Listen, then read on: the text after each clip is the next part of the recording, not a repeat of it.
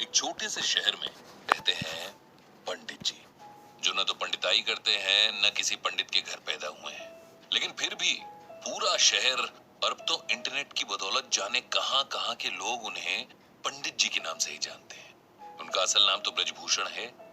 एक सरकारी ऑफिस में जिंदगी भर काम करने के बदले ठीक ठाक पेंशन लेकर रिटायर हुए हैं। घर में सिंपल सी वाइफ है, 2 बेटे हैं जो बड़े शहरों में अच्छे जॉब्स पर हैं। अब सवाल ये उठता है कि दुनिया, यहाँ तक कि उनकी पत्नी भी उन्हें पंडित जी क्यों कहती है। इसके पीछे एक कहानी है, कहानी जो कि पंडित जी, मेरा मतलब ब्रजभूषण जी के जीवन में घटी सच्ची घटना भी है। बात उस दौर की है जब हमारे देश में कंप्यूटर रेवोल्यूशन शुरू ही हुआ था। तमाम बड़े सरकारी ऑफिसेज में कंप्यूटर लगाए जा रहे थे और एम्प्लॉइज को उन्हें चलाना सिखाने के लिए ट्रेनिंग दी जा रही थी। ब्रजभूषण जी हमेशा से पढ़ने और नई चीजें सीखने के बड़े शौकीन थे। उन्होंने न सिर्फ लिटरेचर बल्कि रिलीजियस किताबें भी बड़े इंटरेस्ट से पढ़ी थी। बल्कि उनकी पत्नी के शब्दों में कहें तो रामायण और गीता तो वो घोट कर पी गए थे। अक्सर घर और ऑफिस की महफिलों में बहुत सुंदर शब्दों में रामचरितमानस की चौपाइयां और गीता के श्लोकों की बड़ी सिंपल और इजी एक्सप्लेनेशन देते थे। अब जब कंप्यूटर सीखने की बारी आई तो उन्होंने इसमें भी बड़े इंटरेस्ट के साथ पार्टिसिपेट किया, जबकि उनके साथ के बाकी लोग जाने क्यों बड़े बेमन से कतराते हुए ट्रेनिंग में हिस्सा ले रहे थे। उन्हें ट्रेनिंग देने वाली टीम कहीं बाहर से आई थी। 4 जवान लड़के जो शायद अभी अभी पढ़ाई पूरी करके निकले थे, इन्हें सिखा रहे थे। इस टीम में एक लड़का था जो बहुत कूल और काम नेचर का था। बड़े पेशेंस से इन लोगों को सिखाता था और कभी भी बेवकूफी भरे सवालों पर गुस्सा नहीं होता था। इस लड़के का नाम संदीप था। ब्रजभूषण जी को संदीप बहुत पसंद था। इधर कुछ दिनों से ब्रजभूषण जी देख रहे थे कि संदीप कुछ शांत सा रहने लगा था। उसके चेहरे पर हमेशा रहने वाली मुस्कान जैसे डिम सी पड़ गई थी। अक्सर कहीं खोया सा रहता और एक अजीब सी सैडनेस उसकी आंखों में बनी रहती। अब ब्रजभूषण जी एक्सपीरियंस आदमी थे, जानते थे कि अगर इस एज में डिप्रेशन ने पकड़ लिया तो जिंदगी खराब कर देगा। इसीलिए उन्होंने संदीप से बात करने की सोची और एक दिन उसे डिनर पर घर बुलाया। संदीप आया और खाना खाने के बाद पंडित जी उसे साथ लेकर वॉक पर निकल गए। फिर बातों बातों में उसकी परेशानी का कारण पूछा, जिसे पहले तो वो टालता रहा, लेकिन फिर उसने अपनी परेशानी का रीजन बता ही दिया।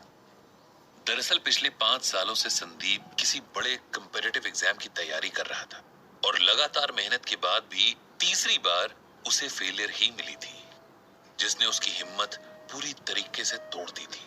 उसे लगने लगा था कि उसकी जिंदगी के 5 साल बस यूं ही वेस्ट हो गए और अब उसका कोई फ्यूचर नहीं होगा।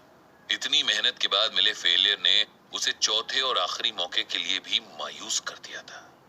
वो अब आगे एग्जाम्स की तैयारी नहीं करना चाह रहा था और कहीं न कहीं अपनी फेलियर के लिए खुद को ही गिल्टी मान रहा था, यानी दोषी ठहरा रहा था कि शायद उसकी मेहनत में ही कहीं कमी रह गई थी। ये सब सुनकर ब्रजभूषण जी ने तुरंत संदीप को श्रीमद् भागवत गीता का ये श्लोक सुनाया। कर्मण्येवाधिकारस्ते मा फलेषु कदाचन मा कर्म फल हेतुर्भुर्मा ते संगोस्त्व कर्मणि। जानते हो संदीप, इसका मतलब क्या है, मीनिंग क्या है? ये श्लोक भगवत गीता के दूसरे चैप्टर का 47वां श्लोक है। जब अर्जुन रणभूमि पर अपने सगे संबंधी, अपने गुरु, भाई और दोस्तों को देखकर युद्ध छोड़ देना चाहते हैं, तब भगवान उसे गीता का उपदेश देते हैं। और गीता का ये श्लोक तो संपूर्ण गीता की समरी जैसा ही है। इसका अर्थ अगर समझ लें तो जीवन की सारी परेशानियां दूर हो जाएं। संदीप ने पूछा कि आखिर क्या है इस श्लोक का अर्थ और इसमें ऐसा क्या है जो आप इसे हर परेशानी का सलूशन बता रहे हैं। ब्रजभूषण बोले, इसका अर्थ है कि हे अर्जुन, तेरा अधिकार कर्म करने में है, उसके फल में नहीं। तू कर्म के फल के प्रति आसक्त ना हो या कर्म न करने के प्रति प्रेरित ना हो। सिंपल वर्ड्स में कहें तो हम में से हर कोई कुछ भी करने से पहले उस काम के रिजल्ट के बारे में सोचता है। जैसे बच्चे पढ़ाई शुरू करने से पहले फर्स्ट आने की विश करते हैं। बिजनेसमैन दिन की शुरुआत में ही शाम तक मटेरियल पूरी तरीके से यूज हो जाने की विश करता है। इंजीनियर नक्शा बनाने से पहले ही कोई मास्टरपीस बनाने की ख्वाहिश रखता है। हाउसवाइफ सब्जी काटने से पहले ही सोचती है कि आज का खाना खाकर तो उसका परिवार उसकी तारीफ करेगा।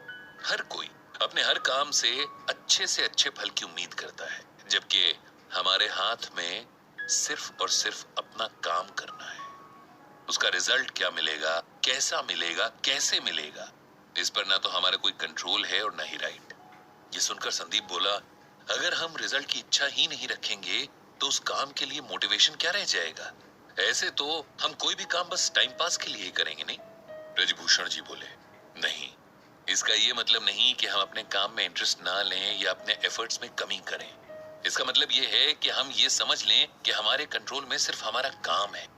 उदाहरण के लिए, एक बच्चे का काम पूरे साल भर अच्छे से पढ़ाई करना है, लेकिन परीक्षा का रिजल्ट और भी कई बातों पर डिपेंड करता है, जैसे कई बार कॉपी चेक करने वाले के मूड पर भी।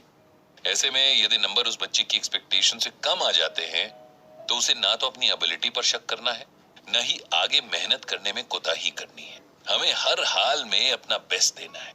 उसके बाद क्या होता है ये ईश्वर पर छोड़ देना है। किसान जब खेत में बीज बोता है, रात रात जागकर फसल को पानी देता है, तब वो अपना काम कर रहा है। लेकिन अगर सूखा पड़ जाए या उसकी फसल को कोई बीमारी लग जाए, तब किसान को अपने आप को इसकी वजह नहीं समझना चाहिए, क्योंकि ये बात उसके कंट्रोल में नहीं थी।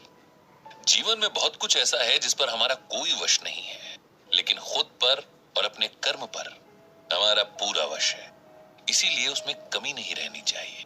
जब हम इस बात को समझ लेंगे तो जीवन की छोटी बड़ी बातों में हौसला नहीं हारेंगे, खुद पर विश्वास रखेंगे और हमेशा अपना सर्वश्रेष्ठ देने के लिए तैयार रहेंगे। ब्रजभूषण जी की बातों ने संदीप पर जादू जैसा असर किया। उसने मन ही मन एक बार फिर पूरा जोर लगाकर परीक्षा की तैयारी करने का फैसला कर लिया था।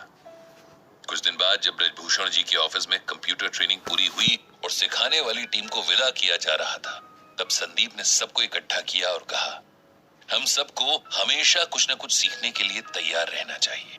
टीचर कहीं भी किसी भी रूप में मिल सकते हैं और हो सकता है कोई ऐसा टीचर मिल जाए जो लाइफ के लिए आपका एटीट्यूड ही बदल दे।